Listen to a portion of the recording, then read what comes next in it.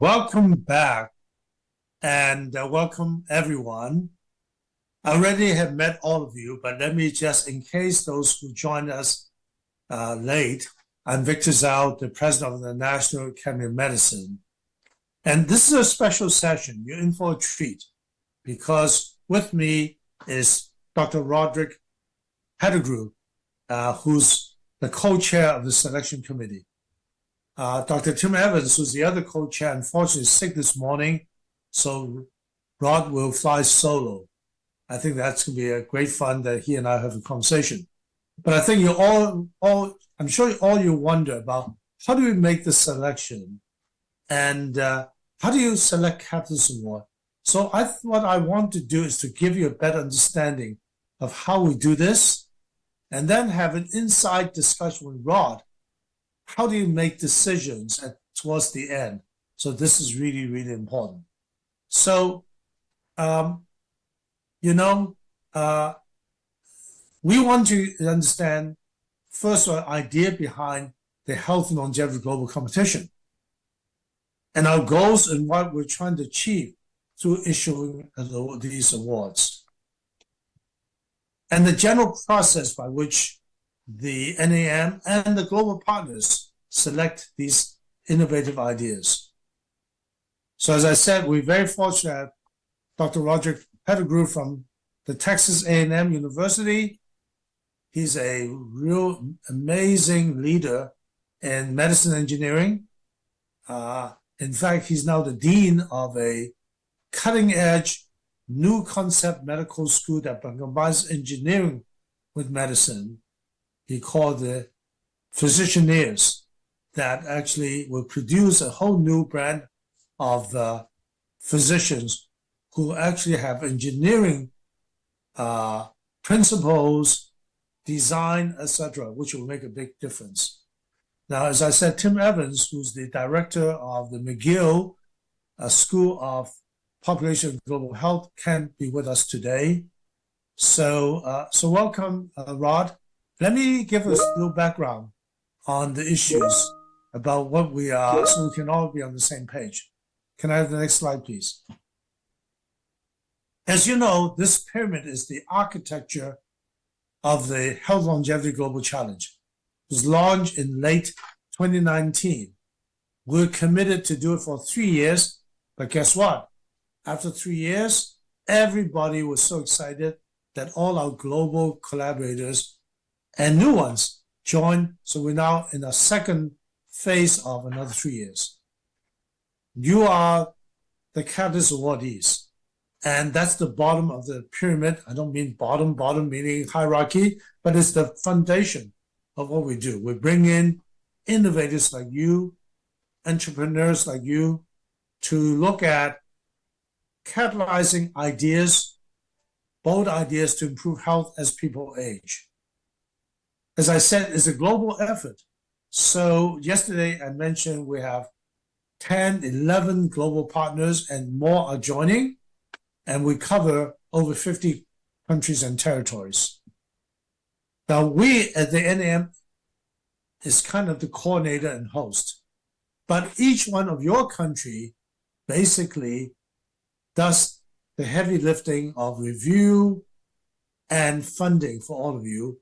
We become the coordinator to set the common standards and also to do what we call portfolio review, so we understand the trends of each country and try to learn from each other.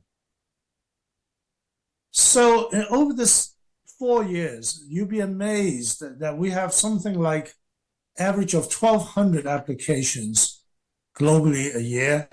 We fund about 10% of those. So now you can imagine that over 4 years, we have now over 500 winning teams worldwide. Now, each team gets $50,000 for a bold, innovative idea early stage. And we don't ask for preliminary data. We don't ask for evidence that it can be done. We just ask for boldness. And of course, review experts, which I'll talk about, that in fact, this is relevant to the field. So, as I said, this award will go through 2025 and maybe even longer. The second part of the pyramid is called the accelerator. That is, those which are promising will get further funding. And I'll talk a little bit more about that, but we certainly had funded more than a dozen accelerators at somewhere around $200,000 to $1 million each, coming from Johnson & Johnson Innovation and European Investment Bank and others. And then finally, on the top of the pyramid is a breakthrough prize, which we will plan to give out in 2026 for the most breakthrough project that is in this field. Now, let's talk about the review process. So can I have the next slide, please? Next slide, please. Thank you. So as you can see, we actually go through several steps. It's not like you come in and a group of people say thumbs up, thumbs down. We actually go through several very carefully designed steps. We learned this from a combination of others, but particularly from the Bill and Melinda Gates Foundation, because the late Tachi Yamada, who helped design this, along with Bob Horvitz, who's now an MIT Nobel laureate, along with a whole committee that includes Rod and others, designed this approach. But what happened when Tachi was the president of the Global Health and Gates Foundation, he put forward a Grand Challenge Exploration Prize, and he wanted to catalyze both ideas globally, So people come in with ideas like mosquito net, you name it, and they went through a series of review, which is shown in this one. So I'm going to go through this review, and we very much follow this approach. I think that's in all the global partners. So let me go through this more carefully. So you can see that first, when the applications come in, they go through administrative review. That simply means that the administrators of the funding agencies take a look at your criteria. Are you eligible? Is it about healthy longevity? So that's a review of administration, not a selection. But you'll be surprised some of them just does not fit the administrative criteria. But then the next one, which is really important, we learned from Gates Foundation, is an innovation review, because this is an innovative catalytic grant. So we have criteria is innovation. If successful, what's the impact? What is the quality of the application? And is this narrow scope or broad scope? Thinking about the impact if it's successful. So to make it each of the application gets 2 or 3 reviewers. To make it easy, because you can imagine we're getting, as I said, 1,500 up to applications. Of course, each country has a certain number. We ask reviewers to simply assign gold, silver, or bronze, or do not fund, which means an each reviewer is only given 2 golds or so many silvers, so that when they look at their review of their number of assignments, they can only rank a limited number to gold, and limited number of silver and bronze, and then they can say do not fund. So that allows us quickly to collate the gold, silver, and bronze so that we can move it to the next stage. Of course, those who get gold automatically move to the next stage, silver, almost all of them, and bronze depending on other issues. But that helps it to go to the next stage where there's a review by entrepreneurs, venture capitalists. We actually have people who are investment community take a look at this review, and they will give us scoring to say, this can be commercialized, this can get to human, or this is really too far. That's really helpful because we want your project to be able to go to human and not just a conceptual one. But I think the important one is also the SME, which is the Special Experts Review. These are people working in the field of health longevity. Now, the reason we didn't have them review first is that we don't want people in the field who are so established in the field bring their own biases we want innovation as the first criteria, which is why you got the first review. But then now the specialists have to say, yeah, it's technically okay and it's possibly feasible. And then they'll assign a 1 to 5 score. So with that, we have background of gold, silver, bronze. We have entrepreneur, venture investors scoring, and then we have special scoring. All these scoring are going to go to selection committee where there are 15 members, and they, in fact, are chaired by Rod and Tim. And these will look at all this scoring, and they painstakingly look at the top ones. And so we give them a list of probably about 30 or 40 towards the end. But then by that time, we already have a ranking based on these reviews, like how do you score on each level. So they already see a ranking, say, down to, in US, down to about, as I said, 30, 40. But in US, we usually fund 20. So they realize they need to look carefully at the 20 and then subsequently to make that decision. So every single global area have a certain number they're going to select. Some countries maybe 4 or 5, some maybe 20 something. So they will have that ranking to look at. And so when they consider this, they consider innovation, impact, quality, level of risk and reward, and technical merit and feasibility. And then I sit with Rod and Tim where they spend a lot of time going back and forth about, have we met those criteria? Are they likely to make impact? But importantly, they also say, do we have diversity? Do we have enough women? Do we have people of different color being considered? Because we want to be, we strongly believe in those areas. Okay, so let me therefore continue this discussion, and maybe what I can do is to see whether there's any questions from the audience.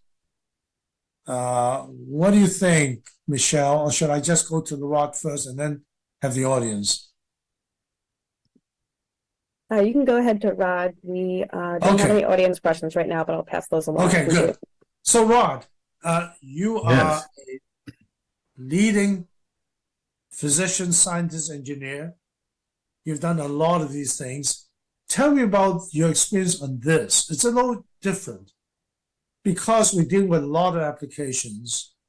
We also want to make sure it's innovative, so we don't spend a lot of time asking a lot of questions, seeing a lot of preliminary data. We emphasize innovation. So let's talk broadly about what you think about this process. Would you help co-design in selecting? What are the issues that you think particularly interesting and strong? And are there any areas you think we should think about to make better? Well, the first thing I would say, Victor, is I think that the name of this award is very descriptive and meaningful, the Catalyst Award. And indeed, what this award appears to have done is to catalyze scientific innovation, engineering innovation, research and development innovation. And it's all driven by this overarching goal of increasing the health span. And I was listening a little bit earlier today, and the first time I'd heard this so clearly articulated, I think we all understand what health span is, but this idea of the health span, the time that you have health equaling the time that you are physically alive, and this idea of health span equaling lifespan. So the Catalyst Award, being a small award, being an award that does not require preliminary data, and having a quick response are features that make it different and distinctive, different from other awards, but also is well designed to achieve a goal, which is to get more disciplines from across the whole breadth of science, technology, medicine, and engineering to focus on this challenge that we have of having the lifespan equal, or the health span equal the lifespan. When we look at these awards and we're evaluating them, we are looking for things that promise to bring something new and different and impactful into this arena. What I particularly look for are those things that have the promise of breaking new ground, the promise of being impactful, the promise of making a difference, the promise of being transformative.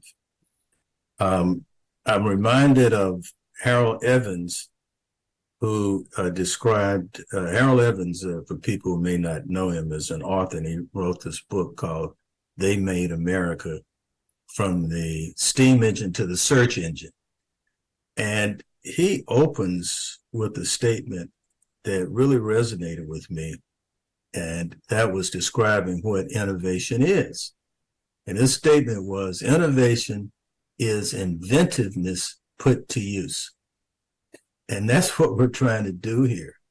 This is very goal-oriented, goal-directed, and that goal is having the health span equal to lifespan.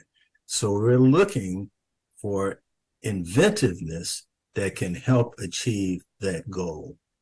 I could go on, Victor, but I think that is the main idea, looking I see. for impact.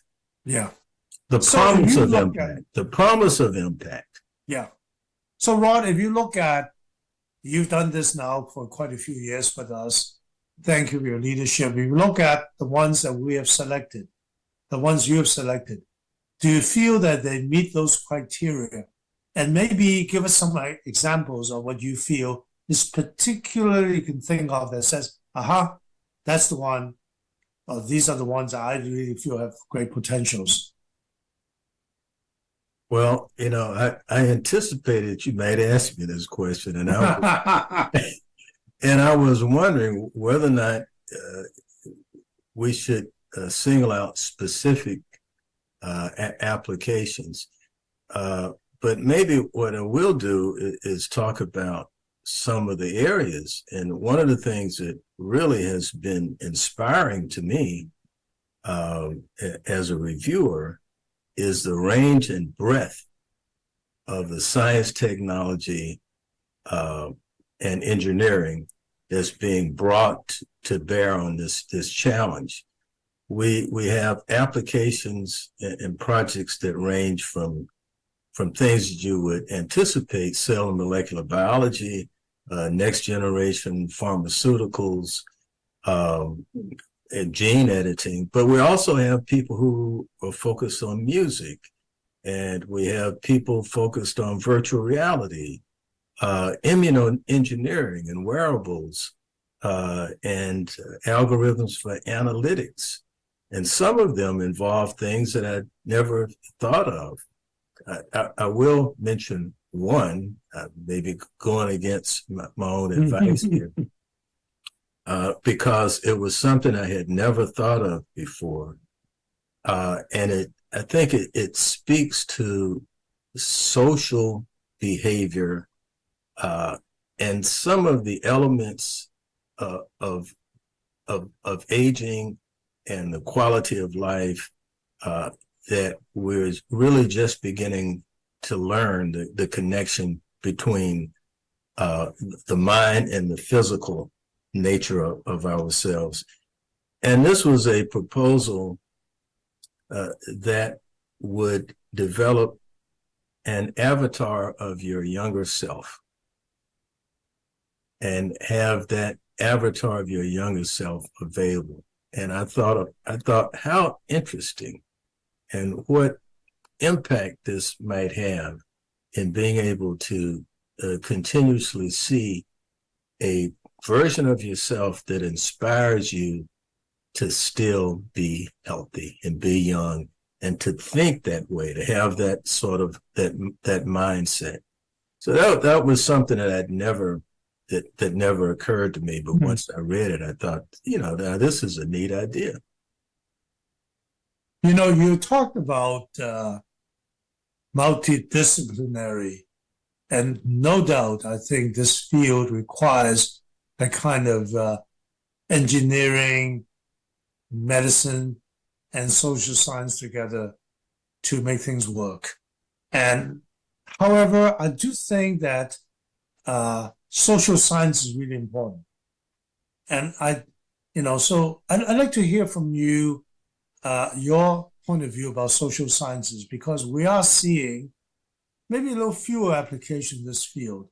Although I must admit, some countries like UK, RI do a very good job on this. And that, some people say, okay, but this is not quite the breakthrough that we need. But as you pointed out, it's really important. So what are your thoughts about social sciences? And how can we that was also emphasized, Victor, in the earlier talks that I was able to listen to some of them, the presentation from John Wong, who talked about social sciences and that being an important part of this whole sort of virtual cycle that we have and that we hope to stimulate and to maintain. But we are social beings. And as social beings, there are elements of us that are not only critical to our longevity, but what is life if you don't have some social component to it? I mean, that is so much, that is life. Yeah. And I don't, and I think in the past, those of us who are hardcore scientists, like yourself and me, and, speaking for us, we focused on the biology and the physics and the chemistry and genetics and molecular biology and so forth. And social science happened, but it seemed to happen in a sort of a different arena. And as you have just stated, now bringing this into the same challenge arena where we have the opportunity to make a big difference in how we live and how long we live. It just doesn't get any bigger than that. But bringing in all of these elements of life into the problem-solving space. And so now bringing the social scientists into the problem-solving space, along with the biological scientists, the physical scientists, and the engineers, the social and behavioral scientists, they need to be brought into this too. And this speaks to this issue of diversity. Yeah. And diversity of talent, diversity of understanding, diversity of expertise, all of that makes us a stronger team in getting us to where we want to be. Well, you're certainly a strong voice for diversity. If I look at what you guys do, you and Tim and the committee, you pay a lot of attention to, are we in fact supporting people with different background and different, not only scientific background, but racial, ethnic background as well. Say a little bit to the group, how do you actually put that into equation when you make the final determination? Well, as you pointed out, Victor, we get, this year we got over 500 applications. This is for U.S., right? For the U.S. Mm-hmm. Just in the U.S. alone, over 500 applications. You would know how many have been received worldwide, globally. But just in the U.S. alone, this is a number. And we reduced that to 50, the top 50. And then from the top 50, you're trying to identify the top 20. So that's less than 10%. And when you get to that level, I think identifying and separating these out as to which is going to be more impactful is a bit challenging. And that gives you the opportunity to consider an array of factors. And in that array of factors would be the being sure that we have the participation of people from multiple sectors of our global society, and that then means having more racial, ethnic, and gender diversity, and making sure that those individuals come into this problem-solving space, because those individuals have, as has been frequently described, lived experiences, life experiences, both scientific and social, that bring elements to the problem-solving table that otherwise would not be there, and makes us stronger as a team sitting at this problem-solving table. As regards diversity, there's just sort of this fundamental principle, which is that we stand to learn the most from those with whom we have the least in common. Yeah. And So I understand that, yeah, why it's important to have diversity. Right. Yeah. It's well appreciated. If you look at, what the catalyst, if you look at the participation, it's really diverse. It's great. I just got the number for this year's 1,135, 1,135 globally, and US is 535. Big chunk. Yeah. Good job. So let's talk about impact then. So how do you, when you look at these application selection, you want to think about the fact that they will make a difference. We don't want to do mouse studies only. Don't want to just make a device, but you want to reach human beings and you want to be able to make a difference. So, so that really is a translational pathway. I'd love to hear your opinion, because after all, when you have a really good idea, let's say an AI concept, let's say you're looking at a retinal scan to predict Alzheimer's, you'd like to get to human, and you like to scale because you want to be able to help a lot of people. That usually means that you not only need to get more grants than 50,000 we give a seed, that you need to get more money, but then eventually, I would imagine many of these pathways will involve commercialization. That is, being able to get product at high enough scale to get to a lot of people. So when you do selection like this, what is your mindset in looking at that pathway? How does this application get to human, and would it make an impact? Well, as you pointed out, Victor, in the wisdom of the Academy, in identifying individuals and types of individuals to participate in this review process, you've now included venture capitalists. And venture capitalists come in with a very practical eye and practical mindset. And it somewhat goes back to the statement by Harold Evans of innovation being inventiveness put to use. And you're looking to see, is this something that could be translated? At this stage, the catalyst stage with the 50K, I think the goal is to stimulate activity that has promise, that has scientific, engineering, and technological and basic science promise, with the expectation that if there is true promise there, that additional support and funding will be received and earned in order to carry this from a catalytic stage to a acceleration investigational stage, and then eventually to a translational stage.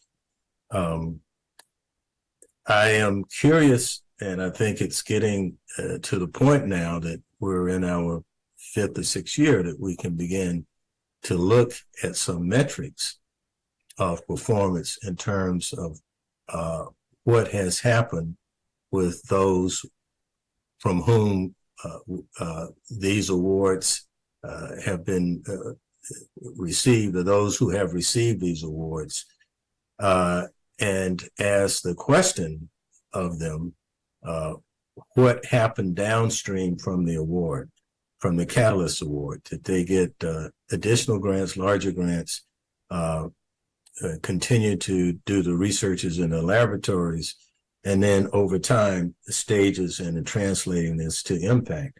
In some instances, I think these will be products, but in other instances, they will stimulate fundamental discoveries that will lead to changes in how we diagnose, treat, and prevent illnesses in order that we do have health for as long as we live. Yeah. I was struck by this graphic, Victor, you probably know well, that I think we finally have, or we're about to cross the point where people over 65 are equal to or outnumber people that are under 65. I think it was another graphic from John Wong.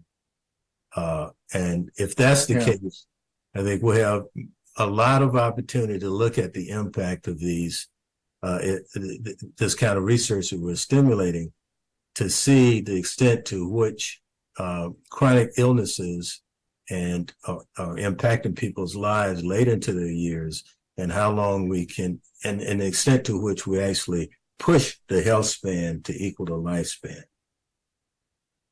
Yeah, so continue this discussion. As you said, 50,000 gets people to be able to get more data, to write more grants in the traditional way, and we need to collect that data. But to our knowledge, that certainly anecdotally helped a lot of people. Anecdotally, also we have this accelerator award that help people to get to the next stage. But anecdotally, I can tell you that, and talking to some of our awardees, and when I was in Singapore, a number of them were able to raise venture money to continue their pathway. Yesterday, when we heard some of the awardees, they already have companies, and some are actually applying from startup companies to do this. So there are multiple pathways. I think what you're saying is we do want to judge that innovation has a way to get to human. We're going to try everything we can to help, but also we want to see that the concept is actually important enough that will be translatable. So that's really key. I have a whole bunch of questions coming from the Q&A. I do want to comment on it, and I think it's important that you mention this, but this also is a bit of a difference than when I was a young whippersnapper, and perhaps you, that the young researchers now have the opportunity and think about this avenue of starting a company to actually get these innovative ideas to the point that the whole world can benefit from them. And if these ideas aren't translated into products that can be distributed across the globe, then they don't get put to use. So going back to this concept of inventiveness being put to use, this is a key element in the process, the translation opportunity. Thank you. So I have a whole bunch of questions. I'll just select some of them. One question said, which components of review process is most useful in making funding decision? The innovation review, the review by the VC, the expert review, or the selection committee ranking? Well, I think the answer to this is all important. Yeah, I agree. It's a whole process, right? And that's why we have all of these different elements, because they all play a role. And I think at the end of the day, we're looking at a composite effect. The idea, the potential that it has to make a difference, the believability of it, the uniqueness of it, whether or not it's pursuing a new promising area that hasn't been pursued before, or being done in a different way that hasn't been pursued before, are things that we consider. But I think at the end of the day, it's a composite determination. Right. So the next two questions are related. One is, what are the commonalities among the strongest application? The flip side is, what advice would you give to prospective catalyst awardees who have not been successful thus far? You know, it's what you're looking for, right? The commonalities in a way are the things that you're looking for, and advice for those who did not make it so far. What are you looking for? Well, okay, so I'll answer both of those. In terms of commonalities, we've already sort of touched on this. Those that are successful have ideas that promise scientific and impactful advancement, with the key word being the promise of impact, of making a difference.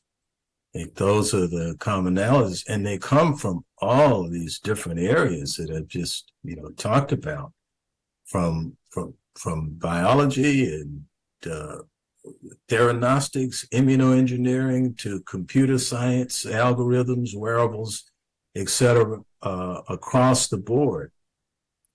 Even fields that have been around for quite some time that are technological, and you think or mature, there are still opportunities to be innovative. And there was one such application this year. It hasn't been announced yet, so I won't mention it. But it came from a mature field, but an approach within this mature field that promised to really advance the utility of this and our ability to do more information gathering that would impact how we manage the health and well-being and the overall status of an individual. So the point is that there's a huge range among those that are successful.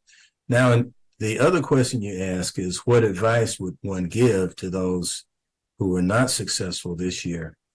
Well, this sort of points the way. Number one, you start with an idea that has promise. Then number two, to explain it to those of us who are reviewing it so that it is clear. That's the promise is clear, the promise of the impact is clear, the scientific basis for it is clear. That's right. I have one last question, and I'd like Michelle to join as well. This is with you and Michelle, who runs this program. How do you decide who joins the selection, the review committee? And, some, I think, you're interested in joining the review committee or review process. So I think that's the general question. I'm not sure. Michelle, can you come on the line with us? Sure, I'm here. Happy to answer that question. So in terms of who joins the review committees, we have over the years kind of amassed this deeper and broader pool of awardees reviewers each year. We reach out to the NAM's networks. We reach out to the networks of the awardees. That's always growing, to get nominations for reviewers. For the innovation review in particular, we look for individuals who are known for doing creative, kind of outside the box work in their particular field. So we draw from this list each year and ask existing reviewers to then nominate their colleagues. For the venture capital reviewers that conduct the innovation review, we also had some of our previous co-chairs provide names of venture capital folks who are doing work related to healthy longevity and then reached out to them and grew the network that way. So that's kind of how we proceed. If folks would like to learn more about serving as a reviewer in any step of this process, feel free to reach out to our project email address, healthylongevity@nas.edu, or catalystawards@nas.edu, and we'd love to consider you.